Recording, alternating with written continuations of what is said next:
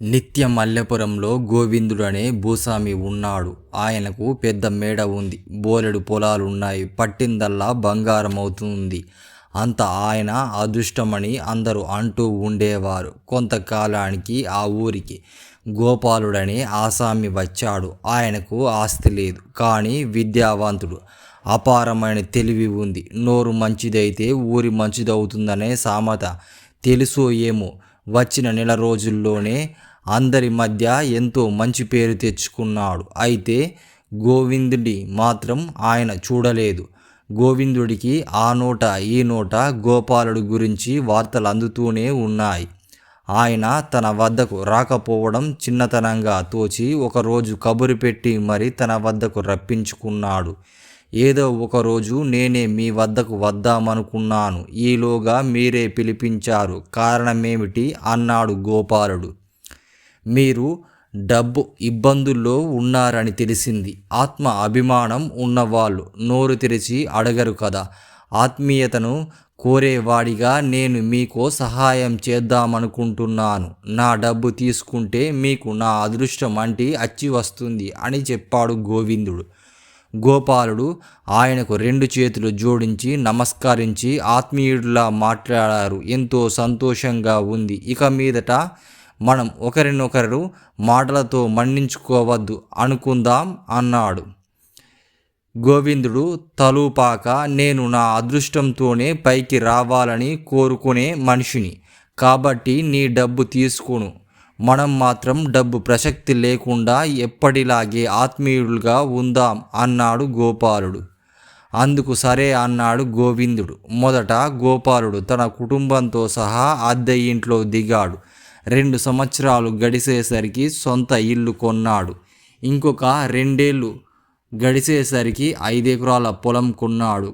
క్రమంగా డబ్బు పోగు చేసి 10 ఏళ్ళు గడిచేసరికి గోవిందుడికి సాటి వచ్చేంత ధనవంతుడయ్యాడు. తనకేం శుభం జరిగినా గోపాలుడు గోవిందుడికి చెప్తూ ఉండేవాడు. ఆయన విని ఊరుకునేవాడే తప్ప సంతోషించేవాడు కాదు.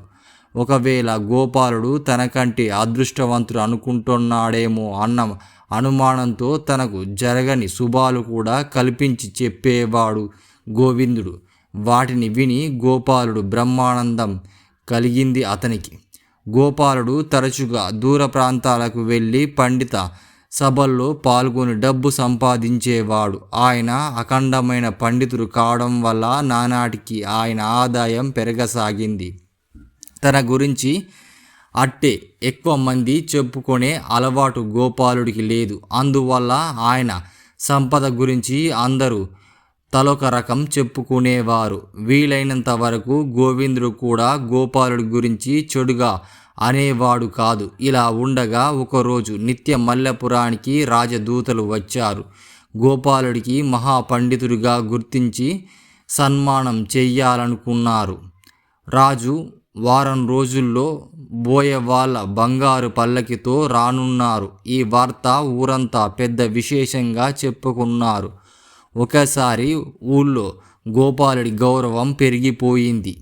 ఆయన స్వయంగా ఈ శుభవార్త గోవిందుడికి చెప్పాడు. ఆయన ముఖం ముడుచుకొని నాకు తలనొప్పి ఉంది అని లోపలికి గదిలోకి వెళ్ళిపోయాడు. ఆయన ప్రవర్తన గోపాలుడికి కాస్త ఆశ్చర్యమైనా అది తనకు కొత్త కాదు. కాబట్టి గోవిందుడి స్వభావం అంతేలే అని సరిపెట్టుకున్నాడు.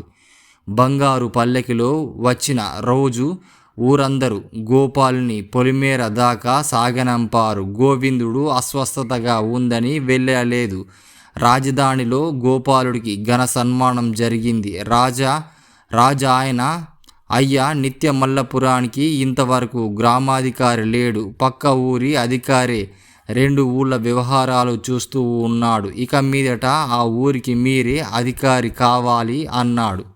గోపాలుడు తల అడ్డంగా ఊపి, మహాప్రభు, పాండిత్యం వేరు, పాలన సామర్థ్యం వేరు. నిత్య మల్లెపురంలో నా ప్రియమిత్రుడు గోవిందుడు ఉన్నాడు. ఆయన సమర్థుడే కాక అదృష్టవంతుడు కూడా. ఆయన పాలనలో ప్రజలు సుఖపడతారు. ఆయన అదృష్టవంతుడు కనుక ఊరుకు అదృష్టం కూడా కలిసి వస్తుంది. రాజు దీనికి ఒప్పుకున్నాడు. వెంటనే పత్రం రాయించి గోపాలుడినే స్వయంగా మిత్రునికి అందజేయమన్నాడు.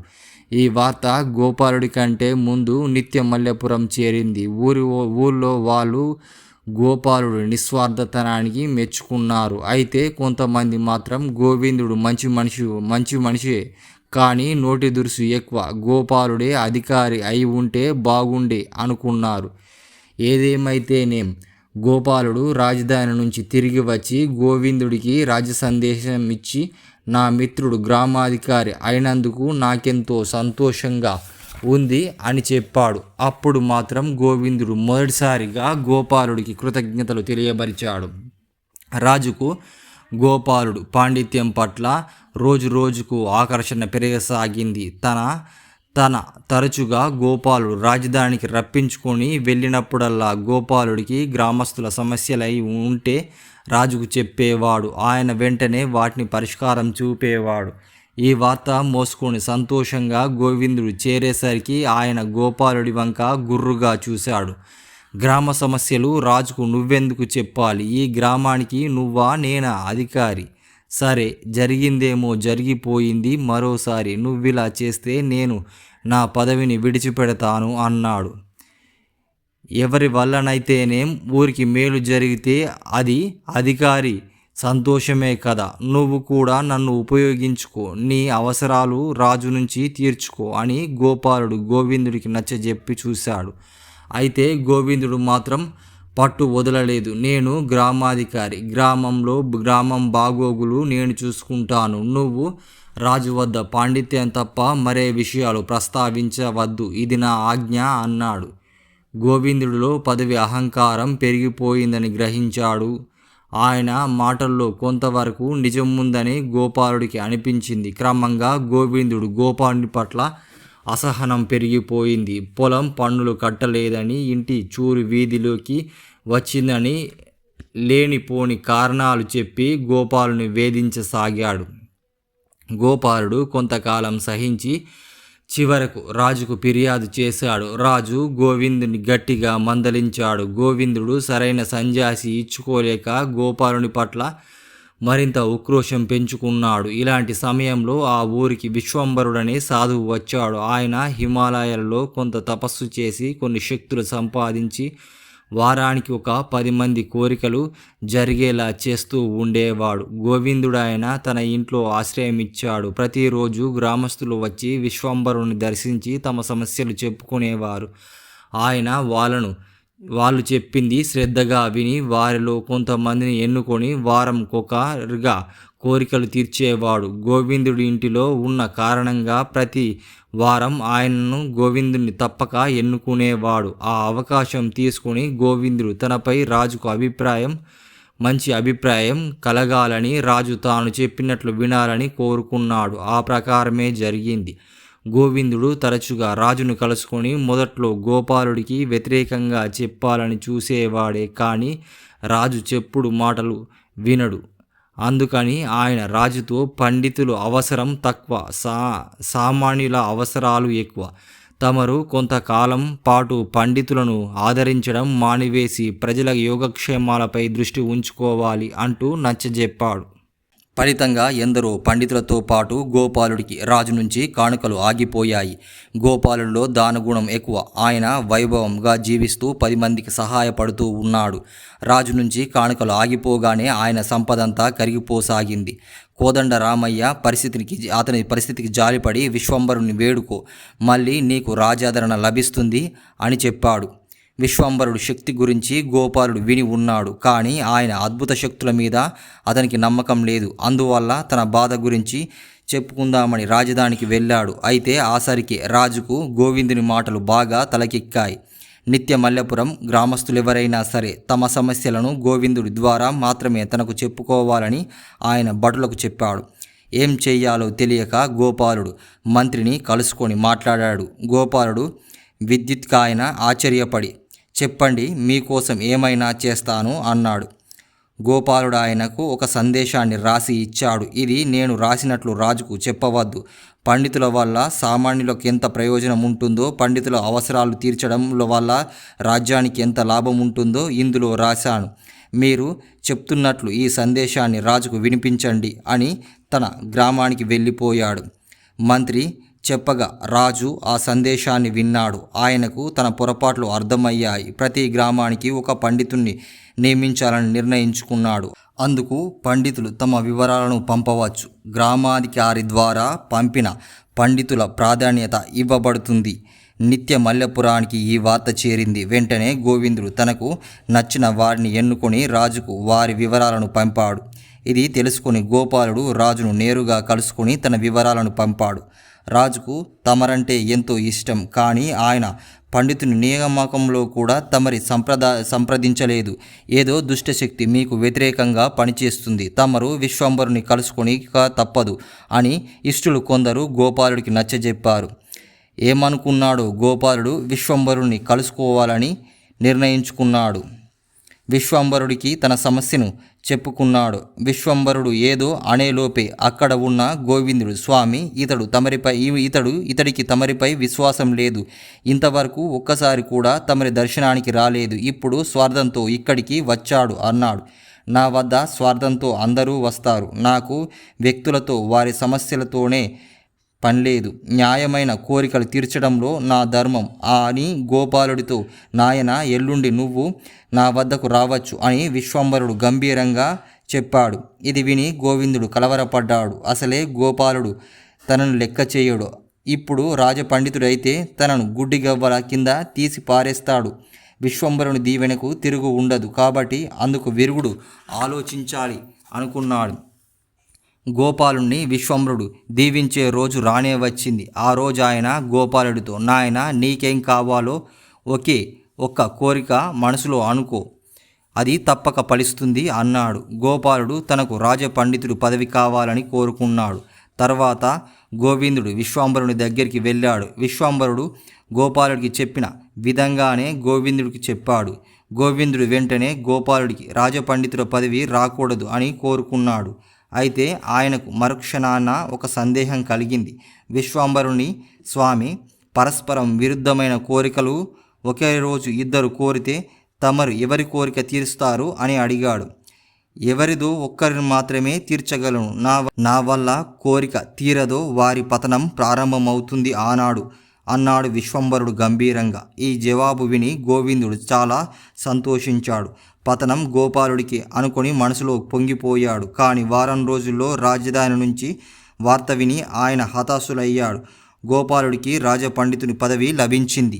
గోవిందుడు పరుగున వెళ్ళి విశ్వంభరుని, స్వామి, నా అదృష్టం తిరుగులేదని పేరు. తమరు నా ఇంట ఉండగా అది రెట్టింపు అవుతుందనుకున్నాను. కానీ ఇప్పుడు నాకు పతనం ఆరంభమైంది. ఇలా ఎందుకు జరిగింది అని కన్నీళ్లు పెట్టుకున్నాడు.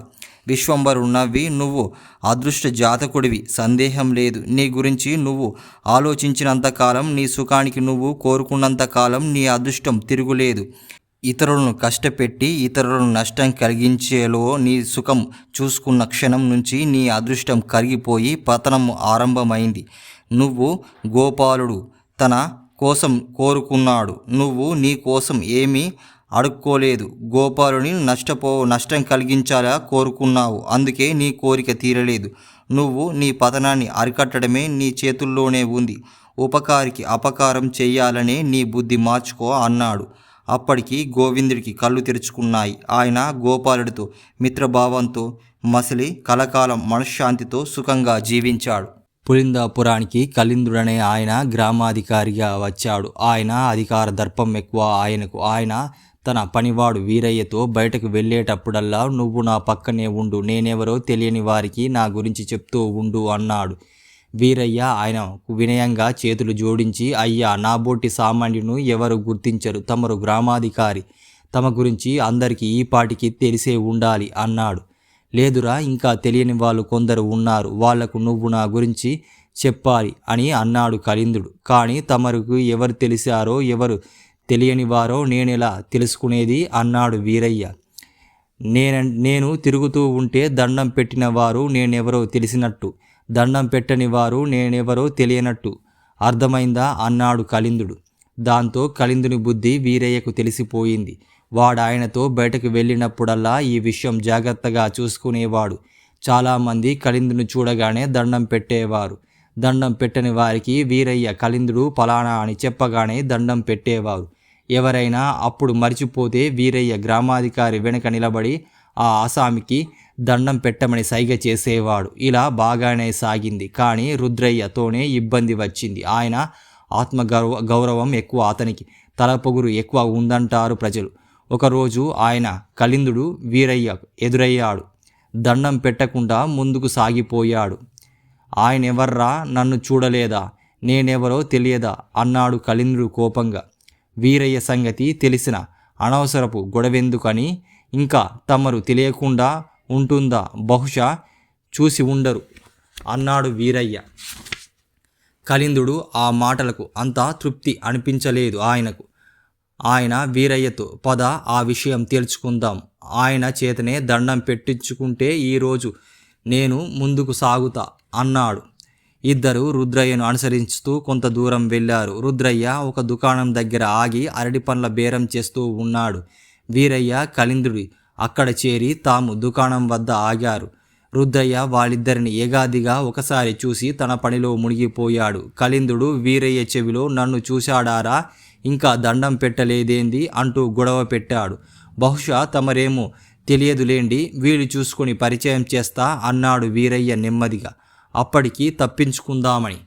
ఎదురుగా మనిషి పెట్టుకొని ఎప్పుడో అంటావేమిట్రా, ఇప్పుడే పరిచయం చెయ్యు అని కలిందుడు వీరయ్యను హెచ్చరించాడు. వీరయ్య రుద్రయ్యను పలకరించి కలిందుడెవరో చెప్పాడు. అలాగా, కొత్త గ్రామాధికారి వచ్చాడని విన్నాను, ఈయనే అన్నమాట, చూడడానికి బాగున్నాడు అని, అయ్యా విగ్రహ పుష్టి నైవేద్యం నష్టి అని, రూపం బాగుందంటే మాత్రం చాలదు, పాత గ్రామాధికారి, ఆరోగ్యం బాగాలేక మా పులిందాపురాన్ని విడిచిపెట్టి వెళ్ళాడు. కానీ ఊరందరికీ ఆయనంటే ప్రాణం, తమరు ఆయనంత మంచి పేరు తెచ్చుకోవాలి అంటూ కలిందుడు సలహా ఇచ్చాడు రుద్రయ్యకు.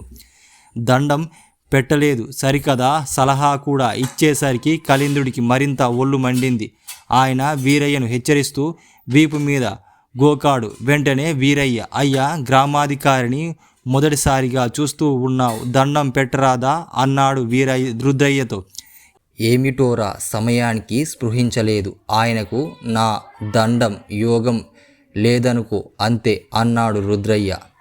స్ఫురించకపోతే ఇప్పుడు గుర్తు చేశాను కదా అన్నాడు వీరయ్య. రుద్రయ్య కోపంగా, ఆయన్ను చూసి గౌరవం పుట్టింది, దండం పెట్టాలి, కానీ నువ్వు చెప్పావని నేను దండం పెట్టను. ఇప్పుడు నీ మాట విని దండం పెట్టాననుకో, అప్పుడు నీ మాటను గౌరవించినట్టవుతుంది, ఆయనను కాదు అన్నాడు. అయితే ఏమంటారు, ఆయనే దండం పెట్టమని అడగాల మిమ్మల్ని అన్నాడు వీరయ్య. కలిందుడు వెనుక నుంచి గోకుతుంటే భరించలేక, ఇదిగో ఒరేయ్ చెప్తున్నాను విను, అడిగి దండం పెట్టించుకునేవాణ్ణి అడుక్కునేవాడు కూడా గౌరవించడు. ఆ ఇంకిత జ్ఞానం నీకు లేదేమో కానీ ఆయనకుందనే నా నమ్మకం అన్నాడు రుద్రయ్య. కలిందుడు చచ్చెంత అవమానమైంది, ఏం అనలేక ఊరుకున్నాడు. ఇంటికి తిరిగి వెళ్ళాక ఆయన రుద్రయ్య మీద కారాలు మిరియాలు నూరితే వీరయ్య కలగజేసుకుని, ఎందుకొచ్చిందయ్యా, ఒక్క మనిషి గురించి పట్టించుకోకండి, ఆ రుద్రయ్య తనకంటే పెద్దవారికి దేవుడికి తప్ప ఇంకెవరికి దండం పెట్టడు, ఆయన జోలికి వెళ్తే పరువు పోవడం తప్ప లాభమేముండదు అంటూ సరిద్ది చెప్పాడు. నేను గ్రామాధికారిని, నాకు దండం పెట్టాని వాళ్ళను నష్టపోవాల్సిందే అంటూ కలిందుడు చిందులు తొక్కాడు. అయితే గ్రామాధికారి రుద్రయ్య గురించి కబురు చేస్తే ఆయన చాలా మంచివాడని, అందరికీ సహాయం చేస్తాడని, నీతి నిజాయితీకి ప్రాణం పెడతాడని, తప్పుడు చెయ్యడని తెలిసింది. రుద్రయ్యను వెంటనే ఎలా భయపెట్టాలో తెలియక కలిందుడు ఇంకో ఉపాయం ఆలోచించాడు.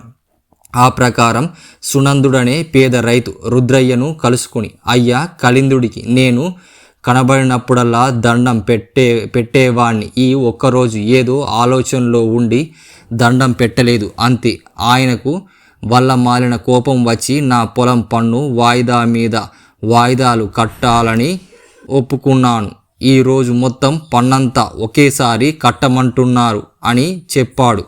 అసలు సాటి మనిషికి రోజు ఎందుకు దండం పెట్టాలి, అలా అలవాటు చేస్తే ఇప్పుడు ఏం లాభం, నీ పన్ను డబ్బు నేను కడతాను, ఇక మీదట కళిందుడికి కనబడిన దండం పెట్టకు అన్నాడు రుద్రయ్య. అధికారికి దండం పెడితే తప్పేముంది బాబయ్య అన్నాడు సునందుడు. రోజు దండం పెట్టేవాడు ఒకరోజు దండం పెట్టడం మర్చిపోతే అది తప్పవుతుంది. రోజు దండం పెట్టనివాడు ఒకరోజు దండం పెడితే ఎంతో సంతోషం అవుతుంది.